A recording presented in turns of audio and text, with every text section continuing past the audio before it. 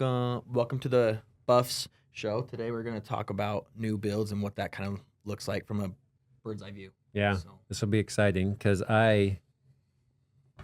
talking with Shelby about a year ago, was going to build a new house. We were looking at lots, and you just built a new house. Mhm. So but maybe let's dive into your options. Like, you want a new house. What are your options?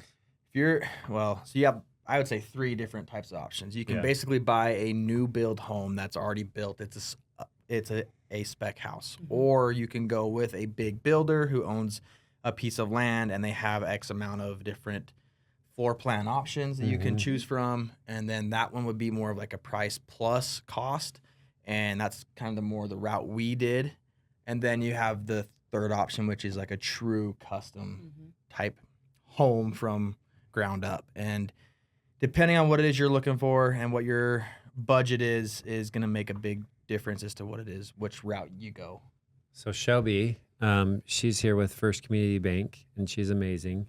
But she's going to walk us through, like, if you want to go that custom route on buying your land and then doing a new build on it and what that looks like. I will say that's probably the most risky of all 3 scenarios, because if you find the spec house, like that one, you know your price and your costs and your interest, like you just buy the new house, you move in. Right.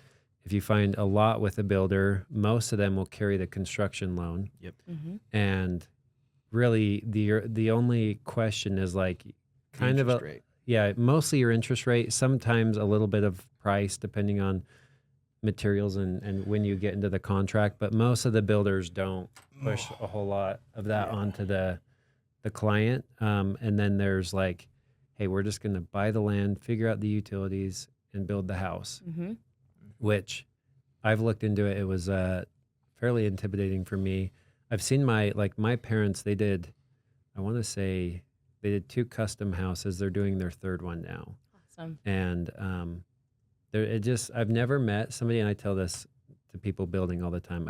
I've never met a person that's like, my build came in faster than I expected and under budget. Have you ever found that out? Have you ever heard that? No. Okay. No. So just plan on that. If you're looking into this, it's going to cost you probably more than you wanted, and financially and emotionally. Yeah.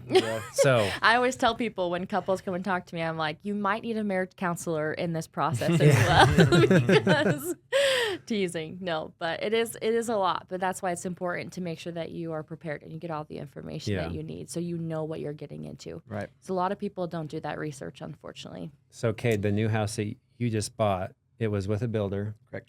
Yeah. So we bought with a builder. We had basically a base price per floor plan, and then we had a lot premium, basically, is what it was. And so depending on the lot size and the location was an extra amount of money on top of the base price of the house. And then the nice thing with these ones is, if depending on which builder you're with, but I would assume most builders are going to be a lot like this, where they have a locked in price for each floor plan, and then each upgrade has a specific price. That price won't change no matter what the material does or anything like that. Yeah. The only variable is your interest rate. And I can speak to that too. A lot of the times when they come to banks and they get their commercial line to be able to do that, they already have their plan in place. They already have the lots that they have and how many homes they're building.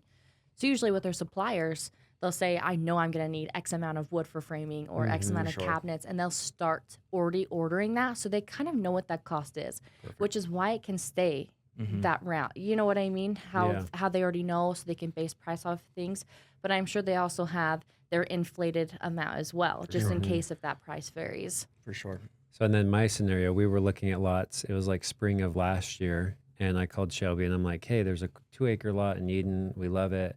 And you were running me through the scenarios, and there was all these different loan products that we're going to dive into. But I started looking at it. I'm like, okay, like, we got to find the land. This land needed a well, and it didn't have natural gas to it, so we'd have to do propane, and then the septic tank. So I don't know how deep the well would be, and then I didn't know what kind of like septic tank it would require, because there's different tanks and stuff like that and systems. And then it was like, okay, well, we could buy the lot now, and then we need to sell our house in order to pay for the new build, because all of our equity is in our house. So we started diving into it, and I'm like, man, there's a lot of like moving pieces that really have to line up here. And it's like in order to start building, we would need to sell our house in order to get the build up, which I feel like a lot of people fall into that as well. Yep. So we ended up buying another house that was already built, and I'm doing a big remodel now. So, but let's dive into this new build process. So I guess the first question is, Shelby, do you have a lot currently, right? Yep. Usually when clients come to me, they will, if they're asking, they're like, hey, I want to build. I have a lot or I don't have a lot and I'm buying it from the builder with my cost breakdown or with my plans, right? So that's the route that we're going to go with talking about. If you don't currently have a piece of land and you want to buy a piece of land to either build shortly after or to just hold on to for whenever you're ready, but land's going quick, right? I mean, that's also part of the demand is builders are picking up these large areas so that they can develop them. And then there's just those little nuggets of area that you're like, oh, this is exactly what I want. So, but in my opinion, purchasing land is always a good investment because there's always demand for it, right? So even just a lot purchase, if you can do it, I would say buy the land, right? So let's say if you don't have a lot, what's your next, what's the next conversation you have from there? Yeah, if you don't have a lot and you want to buy one, we need to decide, what's your intent with your current house? Are you going to keep it? Are you going to sell it and rent it? And then also the products that we have and the timeline. You need to understand what your timeline is. If you're going to be building quickly and you know that, and you have a conversation with somebody, you're going to want a shorter term for your lot because it's going to be cheaper and it's going to be, a little bit better for you that way. If you don't know, I would do the longest term possible, and then you can always refinance if you need. But the most popular ones you're going to see is balloon options, which a balloon is, it might amortize over 30 years, but it's all due in 3, right? So that's a 3-year balloon. Some institutions have a 1-year balloon, 5-year balloon, just depends. But that's why it's important to know. The shorter the term, the cheaper it is because the less time the bank has to hold the loan. And that balloon, is it getting paid off or are you starting to build? Or Either. You Okay. have to have that loan paid off by the time it's come to maturity. Okay. So essentially, if you had 30 days left on your 3-year balloon, but you got approved for your construction loan, essentially, if you had a loan still left on that lot, then we would have to, it's considered a refinance construction loan because we're refinancing the parcel that you own, you're on title for, to roll it into a construction loan. So we would pay off that lien. Okay. Does that make sense? Into the construction loan to roll it into the new loan. Awesome. Yep. So on these lot loans, how much down payment is typically required? Typically, if it's stubbed and has utilities and things, it's going to be about 25%. Some people go as low as 20. It's rare to see lower than that just because of the risk that the properties have. And then if it does not have any land or any stubs, water, sewer, nothing, just raw land, is 35% down. 35%. And depending on the loan amount, it will increase. Okay. So, yep. And that can vary by institution. But I'd say around here in this area, for the the funds, it'd probably be around 25 to 30% is going to be your average. And then correct me if I'm wrong, but is there an acreage amount to where you can't, it's like a cutoff where you can't get a loan on it, where it's too much Every land? institution's different. I think our max is 40. Okay. Because then it comes to the question, what are you doing with this land? Is it going to be for business purposes? Because then it will probably be a commercial loan or some type of agricultural loan. We usually don't see those though. Cool. And on these lot loans, these are just lot loans, not construction loans, but the lot loans, what's your typical, let's say the going interest rate for a house is like 7%. What is it, like pretty in line with like a house interest rate, or are they higher or lower? It's inflated a little bit. Is it? Just because of the type of loan it is too. So a normal loan that you would just go buy a house is called a secondary market loan. It's sellable. It's an option to sell for an investor.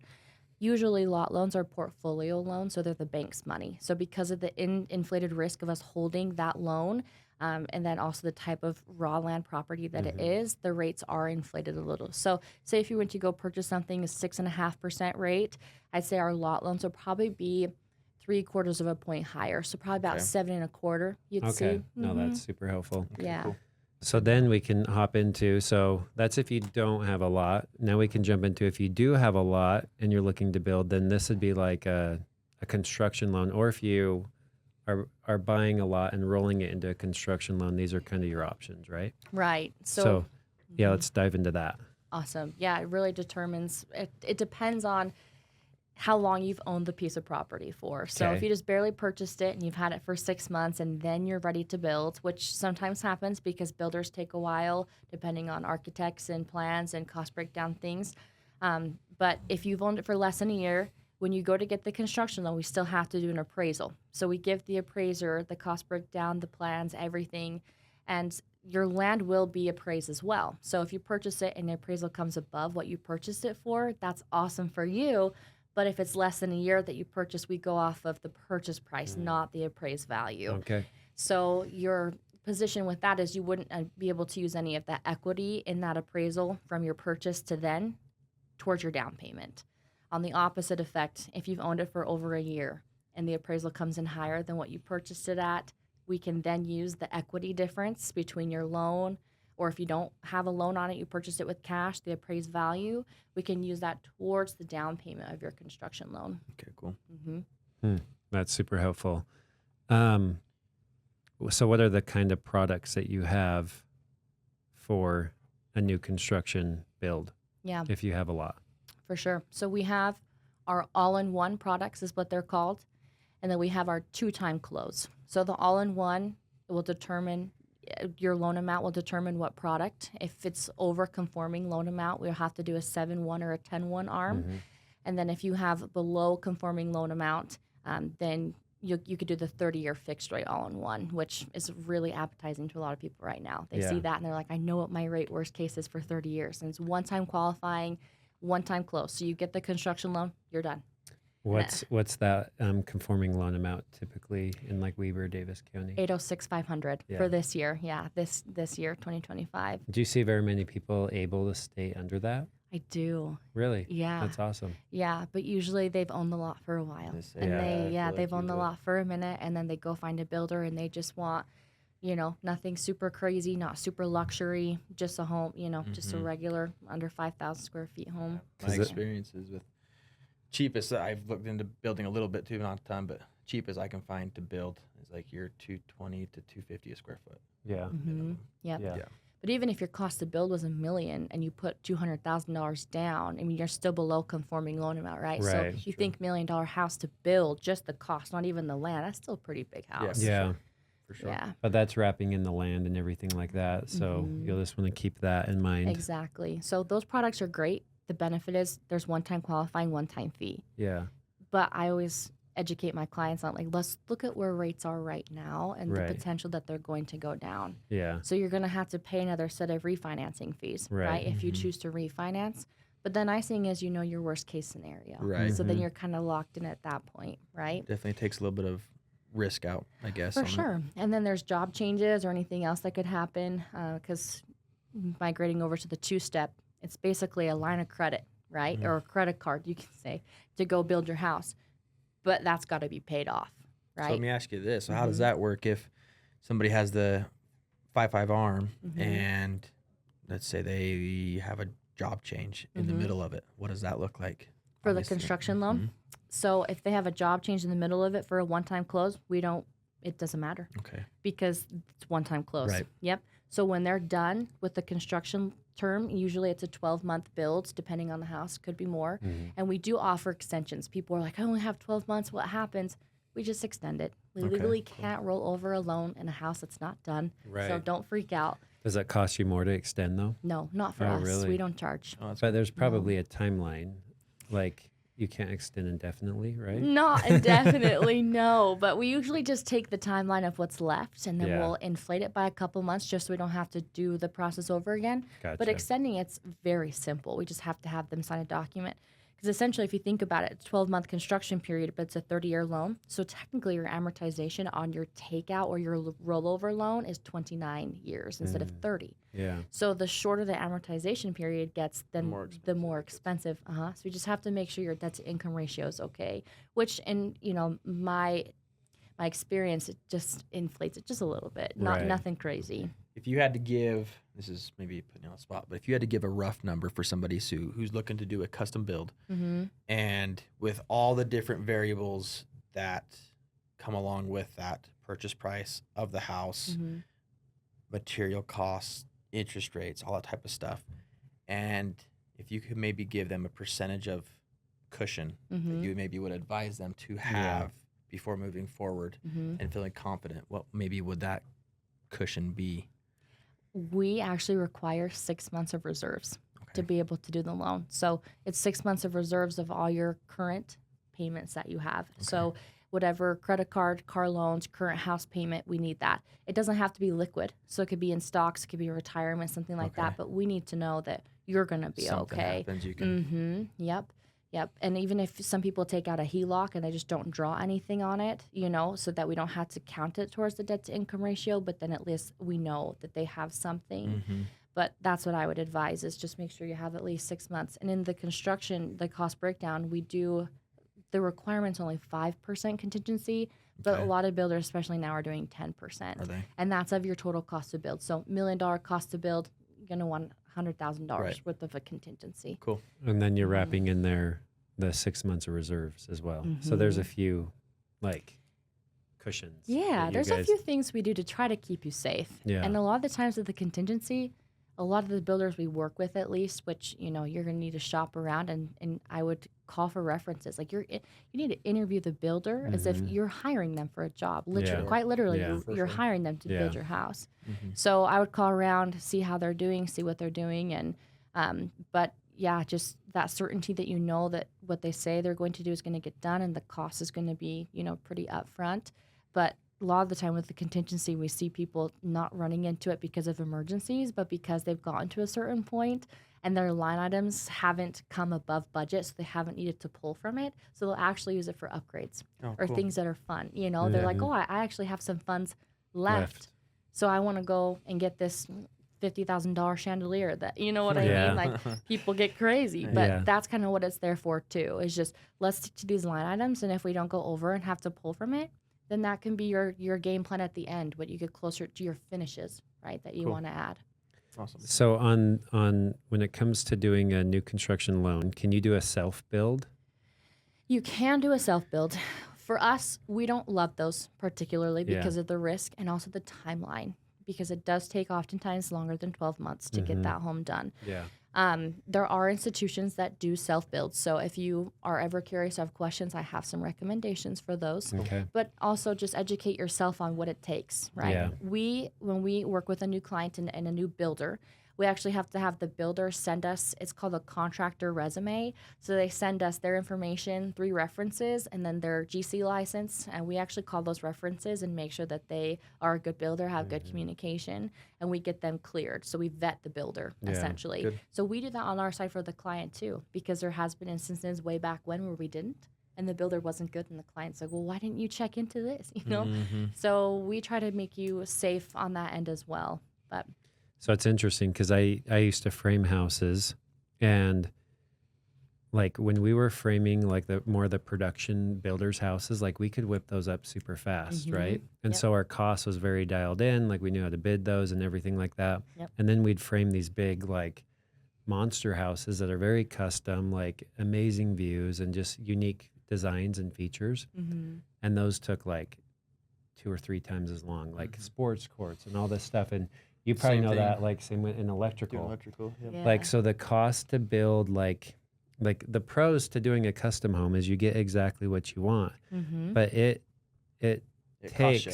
takes, everybody that's working on the house are like, okay, this is their vision. Like, how do we make it a reality, right? And then they have to figure it out. So it takes more time and energy and effort and money in the process. Even just in my experience as an electrician, like when you come in to trim a spec home, you've trimmed 60 of them in the past.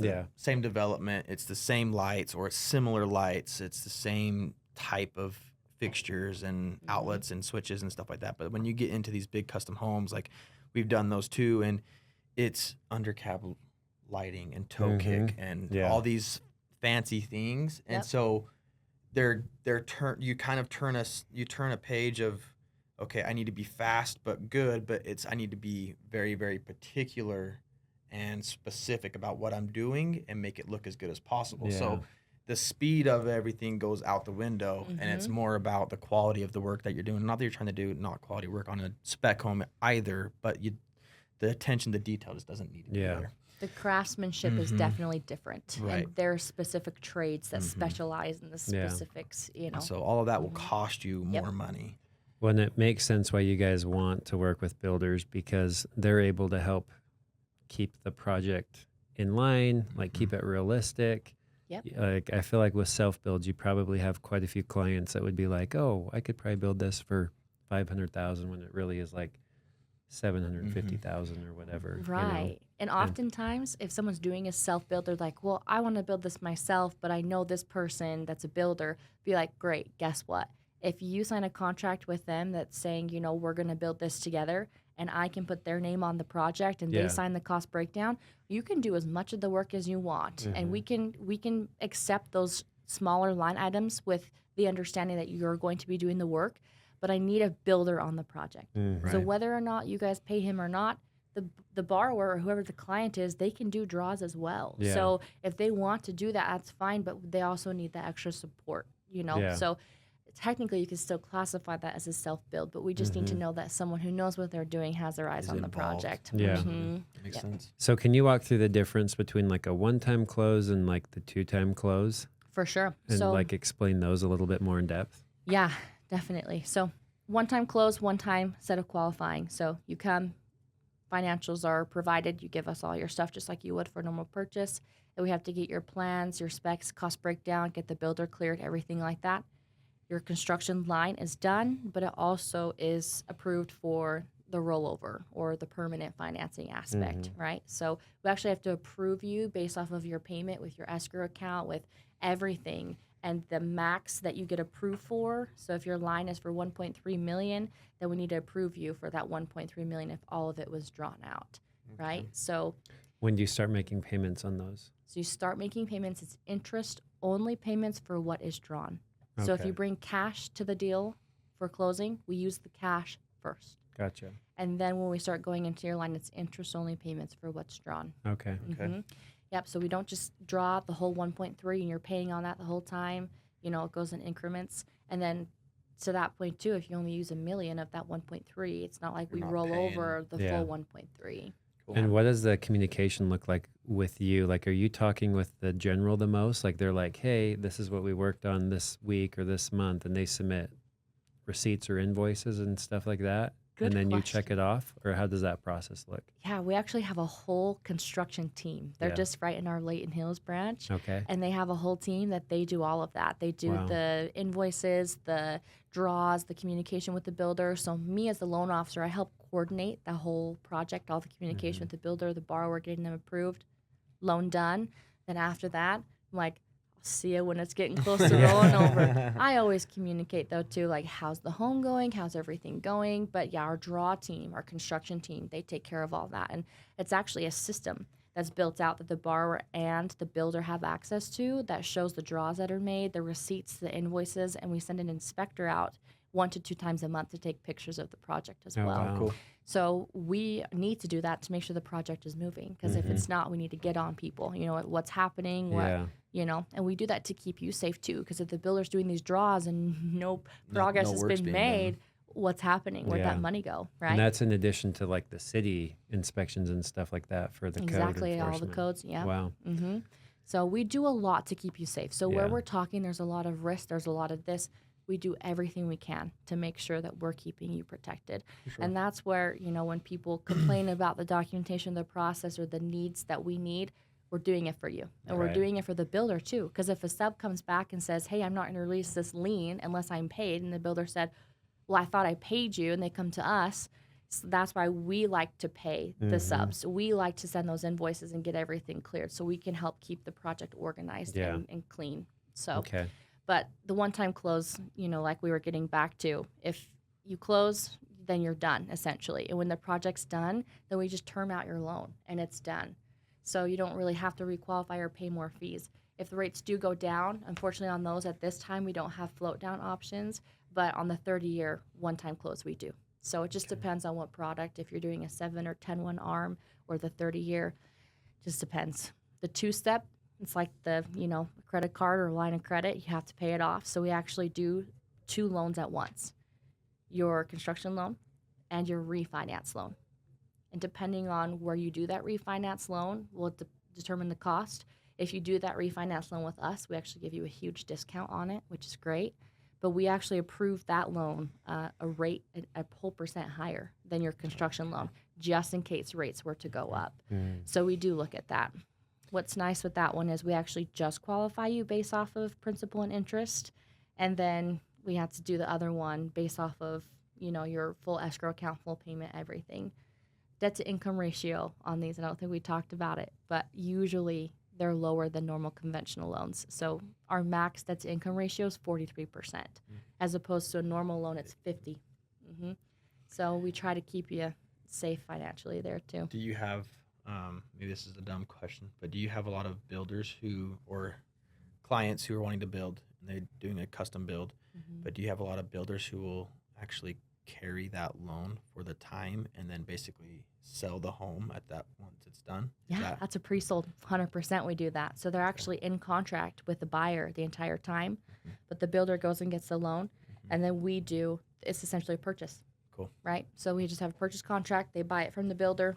Awesome. So that's a great way to mitigate the risk for the borrower, right? But that's where the contract comes in place. If it's fixed, if it's cost plus, it's a lot of builders. If they're like, no, I don't want the client to see it does, right? Because what if at the end the borrower can't qualify and they just build this custom home for this guy, And they're carrying the loan. Yeah. So my commercial team, if the builder goes and gets a loan with them for a pre-sold and the borrower's doing the loan with me, we actually have to provide an approved eligible, like a pre-approval, that they can qualify for the loan. Cool. Oh, wow. So there's a lot of steps in the background that take place, but yeah, and builders are smart. They know what to ask for because they don't want to build a custom home and do all this work if someone can't buy it. Right. Yeah. Absolutely. What's the most common loan product you see as of lately? Right now, it's our 2-step, our 12-month construction loan. Just because rates have been volatile in the past. 2022 started the year, and then ended the year. We had a handful of people that did those 2 steps that had to sell their house because they couldn't qualify. Oh, man. Yeah, it was hard. But right now, I mean, not to say hopefully that doesn't happen again, but just coaching people on the market, how it is right now, and then the risk perspective. That is the biggest thing. People are like, what's my risk? Yeah. But I will say ARM loans are a lot more expensive because that locks in your rate, that guaranteed, right? Our 2-step is a lot cheaper. I'm talking like 1.5% cheaper than the ARMs. Wow. So you're thinking, okay, I'm going to save that much on interest right now and then refinance and, potentially get a discount on that loan where if I do a one-time close, I'm going to pay full fees, higher interest rate. And if I do refinance at the end, I have to pay another full loan, what I mean? So coaching the difference between the two and the actual risk perspective is huge. And once we break that down, people are like, okay, the 2 steps is actually not that bad. Right. Yeah. So we've been seeing those. It's a lot of a personality thing. People who just don't want any or want to get rid of as much risk as they can possibly do, and they'll pay for that. Or people who are open to it and trying to save as much money as they can. It's Maybe funny. I'm wrong, but yeah. No, 100%. It's funny you say that because that's the exact phrase we use. It's like, what are you willing to pay for? Like, what's your risk appetite? What are you willing to pay for? Sure. Because if you are fine paying for the more interest, higher fees, to have a knowing that this is how it's going to be, then great. And then if the time comes and we need to reevaluate, then we can. But, if you're willing to take that risk to save some money, then we'll do that too. But then it can also bite you in the butt. Yeah. But the 2-step loan, we also have to qualify you for the refinance. So if you are W-2 and you go self-employed, you might have to go get a bank statement loan to qualify because Fannie Mae guidelines, we won't take, depending if you just go straight self-employed in the middle. Yeah. That can be hard. And that's something else to consider, or at least keep in mind, is like when you're doing a new build, it's going to take some time to build and to close on everything. Yeah. So don't go buy new boats or cars. You need to have like your kind of life planned out for the next 18 months or so that way you know what you're doing. Don't touch anything. Your money needs to freeze. Yeah. That's a good point. Well, it's hard because like you just don't know what all the costs are going to be, at you, right? Like if you're drilling a well, you don't know, like you're estimating what you think the well is going to cost, but like you don't know what it's actually going to be at. And you can do all of your own due diligence, and you can figure out what people around you are at similar like elevations, what they've drilled at, right? What when they hit water, but right, it just might not be there, you know, or it could be deeper. Or I think if you're going to do the new build route, you just need to make sure that you have plenty of excess funds, that you like, if it goes worst case scenario, 20-30%, you're okay. Like I know you guys are at like what 10 12 to 15% with reserves and stuff, but like I would feel like I would want a little bit more than that just in case. For sure. Well, and it's so common. Back when I was working construction, how many builders who were building a home for themselves, like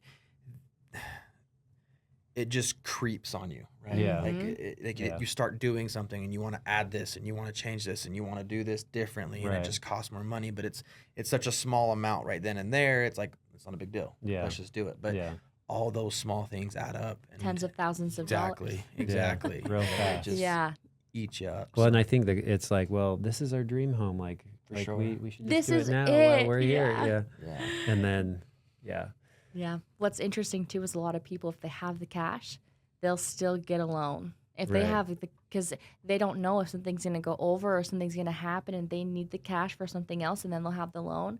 I'll tell you, it is a lot easier to get a loan at the beginning of the process before you start digging than in the middle. That's a great point. So if you have the cash, even if you have the cash, I'm going to do this thing with cash, guess what? People get 70% done and they run out of money. Yeah. They're like, oh, frick, I need to well, go get a loan. Then what do? It's like almost like a cash out refi type deal, but the house isn't built. Yeah, you'd have to do refinance, but then we have to go through all the work of clearing all the liens and get a cost breakdown and get, like, I'm talking now a whole process from the beginning, but now there's more work. So if you're looking to build, just get a loan from the beginning. Get a freaking loan at the beginning, man. Just get it done. If you don't use it, great. If you don't, fine. What's also nice is people will get it and then they'll just give us the cash and we will do the transaction for them. So they don't pay the subs. They don't do anything. Give the bank the money. We'll coordinate everything and do it for you. Yeah. Oh, cool. Yeah. That's awesome. That's interesting. I haven't thought about that. So if you're on the edge of being able to afford the new build, just get the loan. Just get the loan. Unless you got like 20 to 50% more, then maybe you could justify it. Right. Like if you're like, I only want $1 million home, but I have $2 million in cash. I think you're going to be okay. Yeah, but say you had like 1.2, would you still get a loan? I would. Yeah. Yeah. I mean, it doesn't hurt you if you do or don't, right? The only thing you have to pay for is origination fees for the loan. Yeah. So you're talking 20 grand. You know what I mean? For that, but that's the thing. When you talk about that, it seems like a lot of money, but for the safety, right? Just knowing. Well, Shelby's throwing out 20 grand. Like, I do feel like listen, if you're building a multi-million-dollar house, 20 grand shouldn't be a whole. No, you'd be fine. But I do think that like giving you the peace of mind knowing that you can really kind of do whatever it is you want with that house. Yeah. Right. Like that's comforting. Like if you get, because just doing remodels and stuff, like you get into it and you just new ideas come up all the time, and you're like, oh, I want to do this and change this and stuff like that. And so it'd be nice and comforting to be able to know, like, I paid 20 grand to do this, but I can do whatever it is I want. Exactly. To do. We had this client that built a $4 million house, and he got the loan for only $1 million. Like technically, the cost breakdown was $4 million, but he gave us $3 million, so his loan was $1 million. Gotcha. But he had the cash still, so he was like, I'm gonna start. I give the bank $3 million. You guys coordinate. If we run out of money, let me know, and then we can use this as a safety net. But then, exactly. So he's covered in like all ways. Yeah. He's like, let me know if we run out of money, and I'll see if I have more. If not, we'll use the line. And But I think that's a good scenario on like, absolutely, how to use. Yeah. We have those. We have those luxury homes. There's so many options, and that's why we've been talking for a while now. But usually these conversations go an hour or two, right? Because there's just so many avenues. Yeah. So if you have questions or you want to run a scenario or the numbers or the financing, like you just got to ask the right questions. And we try to do a good job of coaching you and keeping you safe. There's horror stories, right? And it's hard as it is to do this whole process. The last thing you need is something to blow up in your face. Those little hills, they're okay, and they can be managed, but you don't want something to come and kill it. No, so. For sure. If like the interest rate would wreck you, like you probably shouldn't be building. You probably shouldn't. Right. But also to that point, like people are so scared of rates going up 0.5%. Let's do the math. I know. Like if 0.5%'s $200 a month, like Right. is it really that scary? You Right. know, like Yeah. we need to talk about it and do the numbers. Let's Yeah. take you to the worst case scenario, 2%. What would that Right, do? How do you right. feel about that? Yeah. Can you know? can you still manage it and everything like that? Right. Just like you said, like if rates going up 2% are going to make it so you can't do it, like you Just- probably shouldn't. You're probably not in a position Mm-hmm. Yeah. to build a home, at least a custom home. You Go know what I Right. mean? go. Not There yet. there's much other safer, cheaper options that You can get still into. get a nice home, Yeah. and you can still Exactly. get things you want. Yeah. Stuff like that. Oftentimes we see these clients that are building these houses. It is their forever. It's their last Yeah, home. They're almost retirement age, if not retirement age. Mm-hmm. That's like they've lived their life, lived in many homes, built up their Mhm. equity, and they're just in that position to do sure. so. Yeah, they have a For lot of sure. extra funds. But Yeah. on your first house, probably not the best idea. Yeah, to- unless you get a crazy inheritance and Yeah. you just that's what you choose to do with Yeah. it. Let's do it. Yeah. Yeah. No, if you're on a budget and you're trying to stick to that budget, I would. Yeah. Let's Yeah. use those, the builder incentives for those spec homes and do all that stuff to get you into a great price, or there's, when you can still build beautiful homes in those You areas, can. For sure. they're just not as unique and like custom as maybe you might want. Right. But right. that custom comes with a risk. For Mhm. sure. Like those So- parade homes, those are Yeah. most of the time custom, the ones that aren't on the market. Those are people coming saying, this is my forever dream This is what I home. want. Yeah. Yeah. And it's that's a process to make all those It happen. is. But how fun is it? It's so It's fun. great. Yeah. Is there anything else that we haven't asked you that is a common question that you get that you feel like you want to cover? I don't think so. We've covered so much of it. I say, Yeah. timeline. People say, I know I want to build, but when do I get started? Yeah. Like I'd say 60 days before you dig. Yeah. And we also want to make sure we're really close on those plans and Right. specs and that cost breakdown with the builder, because sometimes those can take months. So if you're really close or have those done, 60 days before we dig is when we want to get started. Yeah. So like if you're like, I want to build, what's the list that you need? Because you probably need permits with the county and stuff like that, or city. That's on the like, builder side. that's on the They're builder gonna do side? that background Okay. work. Yep. And that's for the whoever's getting the loan to ask the builder, like, where are we at? Right. Okay. When are we gonna get that? Mm-hmm. So you would just need the appraisal and the plans and stuff like that, right? Yep. So it's just Okay. like a normal loan, like normal qualifying requirements for income documents, everything. Those ratios are a little bit tighter because 43% is the max there. Sure. Other institutions, I know that the highest I've seen is 45 though. Not much So higher. yeah, not much higher. But yeah, just normal income documents. We have to vet the builder. We have to get the plan specs, order the appraisal, make sure everything lines up, evens out. Then once we close, it's going to be probably about a week to 2 week time frame before you can start doing draws. So because we have to get everything in the system, get it cleared, and then get going. Cool. Mm-hmm. Well, this has So- been great. I think it's a Yeah. good mile high overview of like the new build process. Yeah, We were talking about doing this and we're like, man, we could spend like 5 hours in we here really could. on all the different products. So hopefully this gives you an idea of the direction, and then you can get with Shelby or your loan officer and be like, these are the questions you should ask. So For sure. One thing I will point out too, you're going to want to shop rates and fees, but you need to shop the process too. yeah. Yeah. Because even a little bit of saving in cost, the process, that's going to be worth your money Yeah. to spend a Well, little and bit more. It's going to be such a stressful year or however long it takes you to build. Like Mhm. whatever you can do to make the stress as minimal as possible is going to Yep. be worth it. I always tell people, I'm like, we're in a relationship. Yeah. Yeah. I mean, Like it's well, there's going to be some, Yeah, this is absolutely. not a You- just one and done. You might not want the cheapest person in town to Right. be running your No. construction loan. No, you Right. pay One for that's- quality. One that's cutting corners and Yeah. like you can't get Yeah. a hold of them and Yeah. everything like that. Yeah. So, yeah. No, that's a good point. Well, thank you, Shelby. This has been super helpful Thank and you, enlightening. guys. Thanks.